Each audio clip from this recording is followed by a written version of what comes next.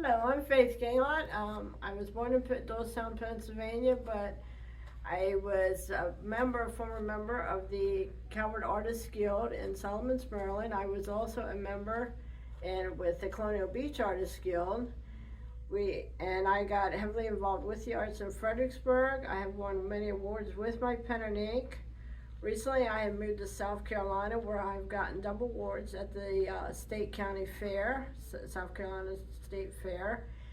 And I have made pen and ink as my dominant medium to use. I love doing the old churches. That's my best favorite subject. And I also love drawing the trains, animals. I've done detailed flower drawings. And I have made it my choice. And like I said, I've received awards in it. And I actually was not, when I was in college, I was more into acrylic. But my instructors talked me into becoming a pen and ink artist because they noticed how much I love doing detail. I'm very detail minded. Even with watercolors, I'm also detail minded. So I pursued from there, with their help, my career as an artist. And I have just been recently selected for third year now as Who's Who in America Professional Listee Artist. And I have just got a call from a art group in South Carolina, and they want me to judge two children's art shows, one in April and one in May. But I still continue to want to come back to the Northern Neck, where I had many art ties in the past. And I do love the Northern Neck. Sorry, South Carolina. Again, I'm Faith Gallon. I'm a pen and ink artist, and my favorite subjects, of course, as you can see, is the old churches. We have St. James right here in Montrose. This one right here is Nomini. This is also outside of Montrose. And this one it's called Lamb's Creek. It's not at the original site. It has been moved from the original site, but it was built in the 1700s. And we have not Oak Grove. Wait, this one is off of Route 3. This is St. John's. But my favorite one has always been Lamb's Creek because it's got a lot of history behind it. It was built 1700s. And if you look at it early in the morning when the sun is coming up, you can see through the windows, the front windows, the oil lamps that are actually hanging on rods in the center of this roof that does have a slight peak to it. And this church can only hold services when the fire department is on call. They have to call the fire department when they want to hold services.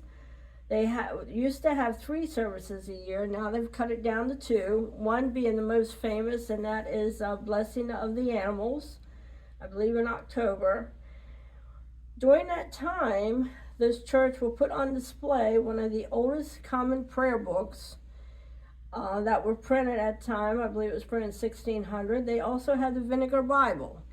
And it was called the Vinegar Bible, as the story was told, because somebody had accidentally spilled vinegar on it, and it still has a slight vinegar smell. It's very old. It is encased inside of the church, but this one I always was fascinated with it because of the oil lamps that hang, and they still use the oil lamps.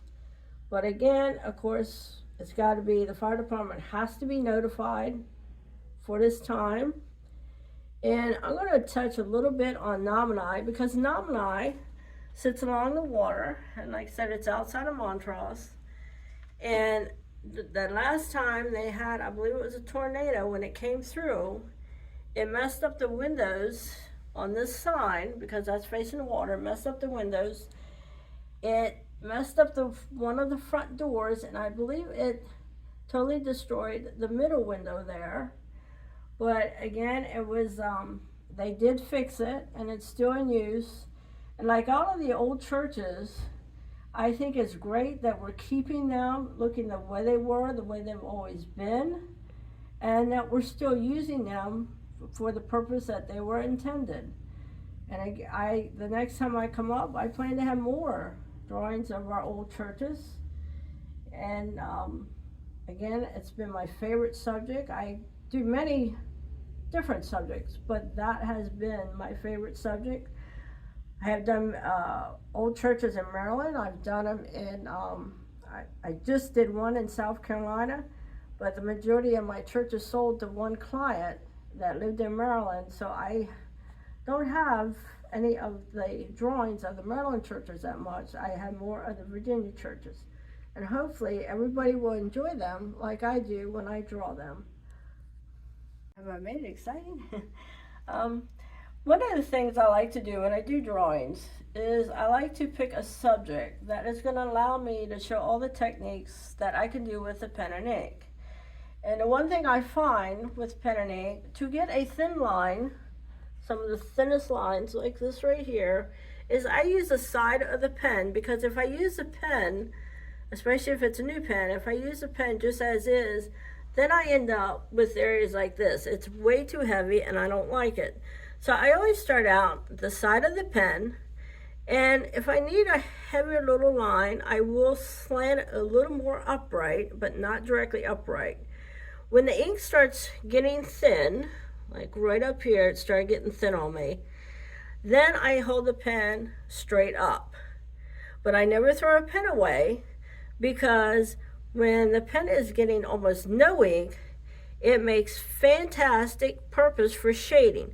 This shading was done when the ink was almost totally gone from the pen. And I also used it for up here. I like to use, when the pen is very low in ink, I like to use it for areas, even with trees, where I want to indicate a light area.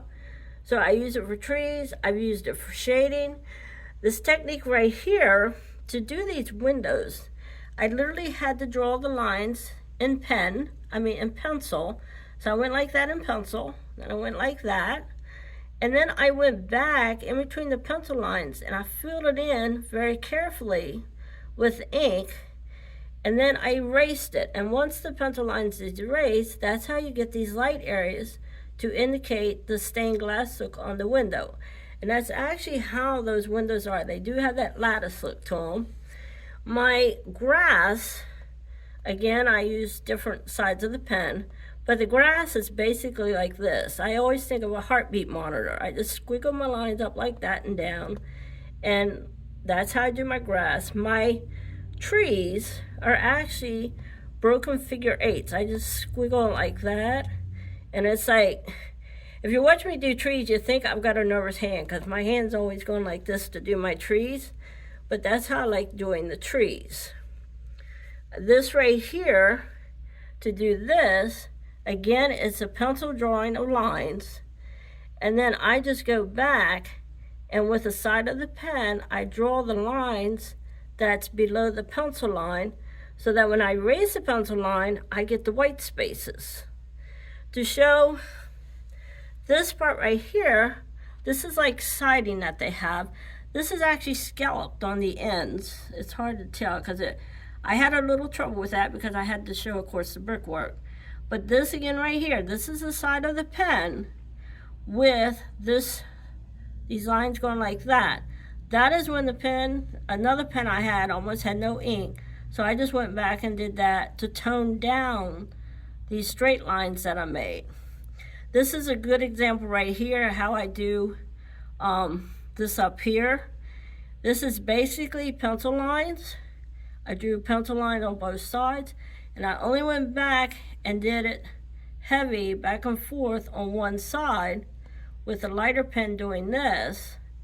So because this is actually how the roof is, these ends right here actually meet, but to show that this is actually indented, I did not have them meet together, because it would have looked indented, but it would not have looked like the original roof is. The original roof does have these connecting, but it would not have looked the same in a drawing, and that's one thing I had to be careful of. It looks correct in a photo, but in a drawing I have to play with it because it does not look correct in a when you go to draw it. This is a light, again, the ink was almost out. That's how I shaded that out. This is a heavy mass of crisscrossing. This is also crisscross, or cross hatching as some call it. I call it crisscrossing, but they call it cross hatching. This right here was extremely hard to do. So this was used with a brand new pen, and that's basically just lines going down, slant, and then down. This is a very fancy piece, but that small made it really hard to put into a drawing, so I had to do it that way. The little fence, this is for the railing for the, this is not steps here, it's like a cement slab. Again, that's just a heavy straight line. That's when the pen is fresh, so that with the trees, it's more noticeable. And these right here, this is supposed to be stones. This is actually gravel, but I just made little half circles here and there. And then I went back, because this is supposed to be shading of the trees, then I went back with a heavy cross hatching. And my clouds, I just do my clouds, I just go like this, or go like that. I have fun with the clouds. Sometimes I use them, sometimes I don't. If it's a lot of detail work, like with this one, then since this is surrounded by trees and I wanted to show a lot of the old trees, which I'm starting on how to draw them, then I did not put in any clouds, because to me it's a distraction, and I wanted to focus on the church and the different styles of trees I came up with in my drawing.